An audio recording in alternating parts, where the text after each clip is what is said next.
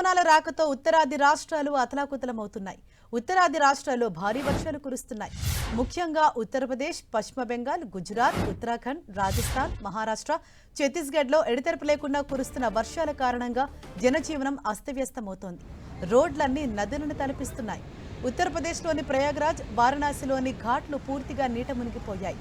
అటు అయోధ్యలోని సరియు నది నీటి మట్టం ప్రమాదకర స్థాయిని మించి ప్రవహిస్తోంది.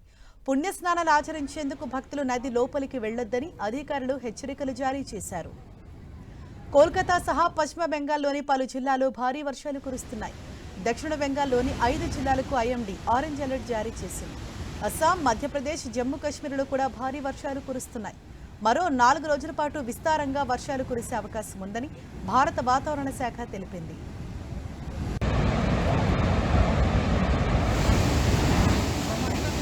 तीन लड़का 3 लड़की।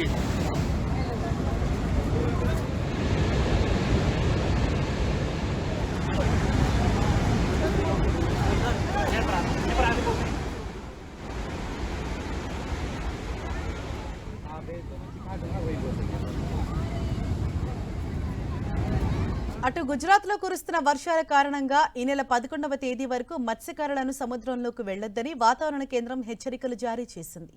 ఇప్పటికే ఆ రాష్ట్రంలో కురుస్తున్న వర్షాలతో జనజీవనం అస్తవ్యస్తమైంది. రోడ్లన్నీ జలమయం అవ్వటంతో జనం తీవ్ర ఇబ్బందులు పడుతున్నారు.